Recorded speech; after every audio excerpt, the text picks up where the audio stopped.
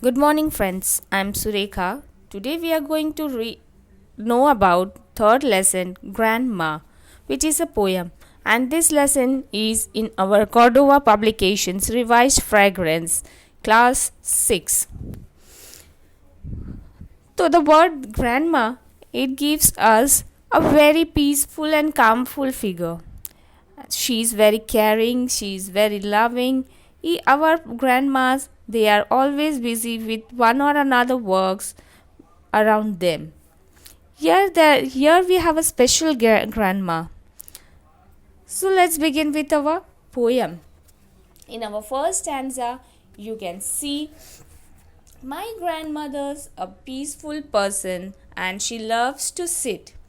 But there never was a grandma who was such a one to knit. Scarves, caps, suits, socks, her needles tick like 50 clocks. But not for you and not for me. What makes her knit so busily? The poet here says that my grandmother, she is very a peaceful person and she loves to sit. But she never sits idle. She's always busy with her knitting work. She knits scarves, caps, suits, socks, and so on. And you know, her needle, how it tickles. It tickles like 50 clocks, like the way the clock tick tocks. Her needles makes that sound tick tick tick tick tick tick, and she makes scarves, caps, suits, socks. But do you know, she doesn't knit for you or me.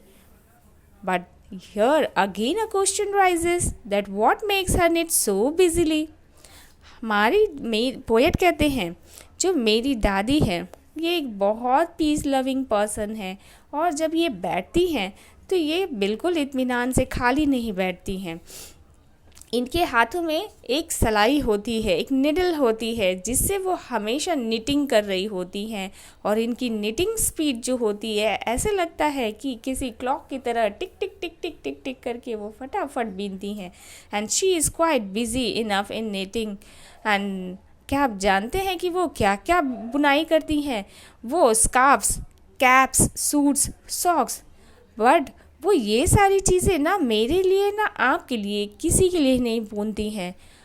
तो एक दूसरा प्रश्न उठता है कि वो आखिर इतनी बिजी होकर किसके लिए ये सारी चीज़ें करती हैं?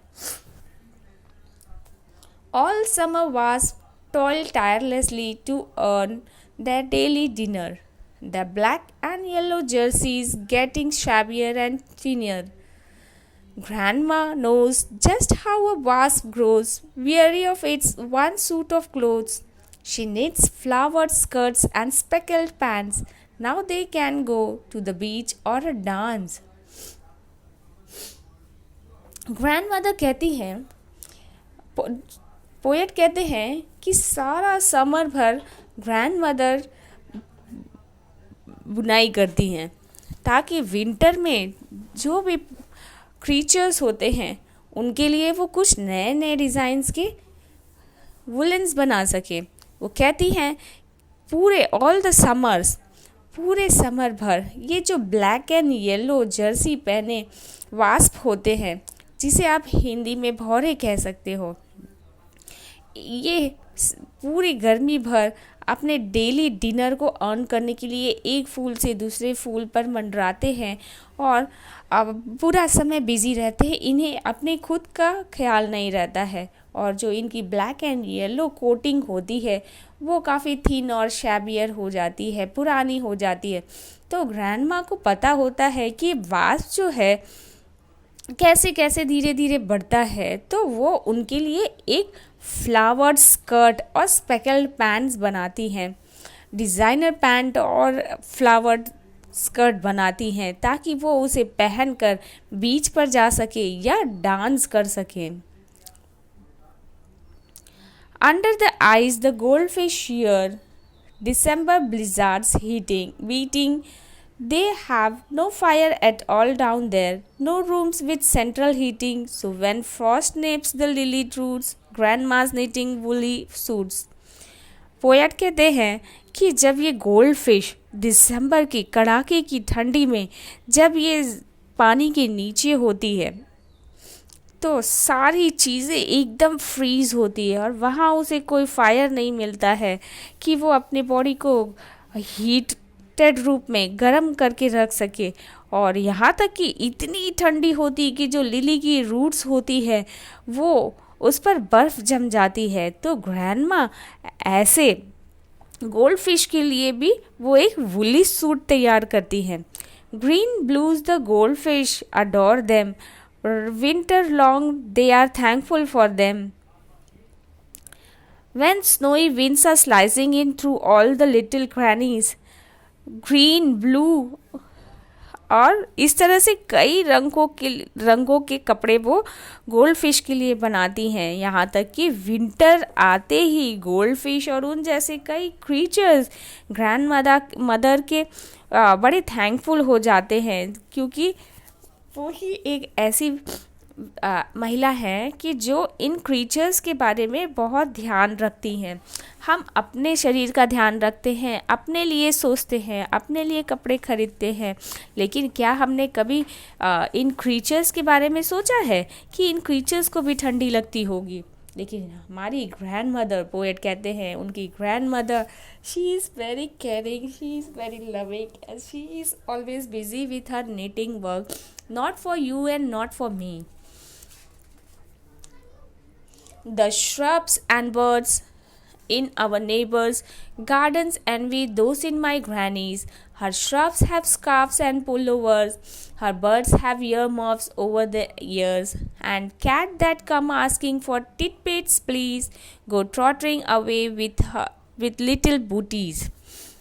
पोएट कहते हैं जो हमारे घर के गार्डन में श्रब्स एंड बर्ड्स हैं, इवन वो भी इंतज़ार करते हैं कि ग्रैनी ठंडियों में उनके लिए भी कुछ नया बना कर रखेंगी। यहाँ तक कि हमारी ग्रैंड मदर श्रब्स के लिए स्कार्फ्स एंड पुलोवर्स तैयार करती हैं, बर्ड्स के लिए ईयर मफ्स, ताकि वो जब आसमान में उड़ते हैं तो उन्हें कानों में ठंडी हवा न लग सके। और इनफैक्ट ये ही नहीं, जो कैट बहुत लालची होती है वो भी आती है धीरे से दबे पाँव, और ग्रैंड मदर उसके लिए भी छोटे छोटे प्यारे प्यारे बूटीज़ बनाती हैं, वो जिसे पहनकर वो चुपके से उछल कूद करके चली जाती है।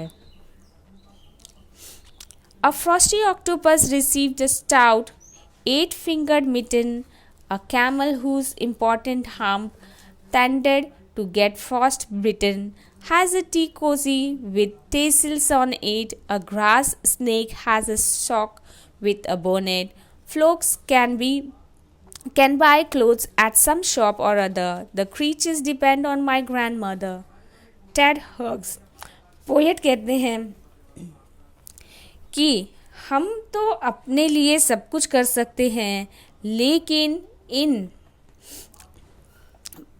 क्रीचर्स के लिए कौन करेगा?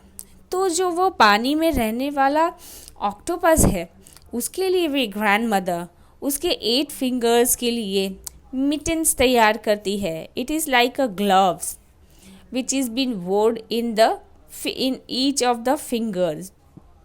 और जो कैमल है उसकी बॉडी में तो सबसे इम्पॉर्टेंट पार्ट उसका हम्प होता है, क्योंकि उसके हम्प में पानी स्टोर किया गया होता है और it can be stored, it can stay alive without drinking water even after 15 days also. So grandmother, she makes a tea cozy tassel on it, on the camel's hump. Camel के हम के लिए भी एक सुंदर सा बिछौना तैयार करती है, और जो ग्रास स्नेक होते हैं उनके लिए वो सॉक्स बनाती है जो टाई किया जा सकता है स्ट्रिंग की मदद से।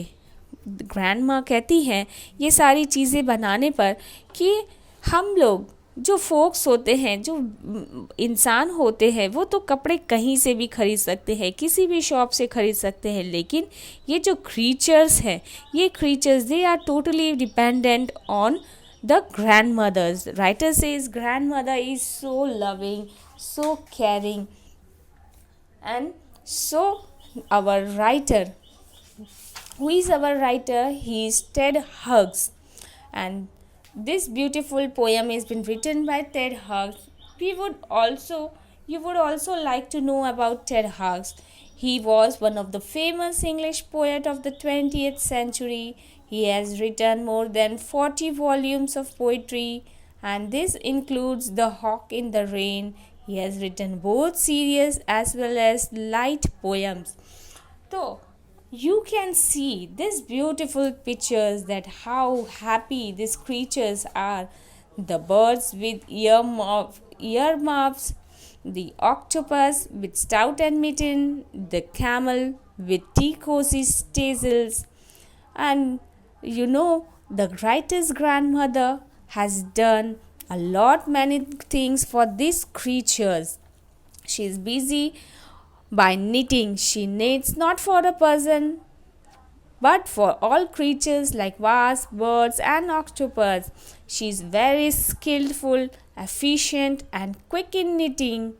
This shows that the grandmother is a nature lover. With this, we end up with our poem Grandma, written by Ted Hughes. Thank you.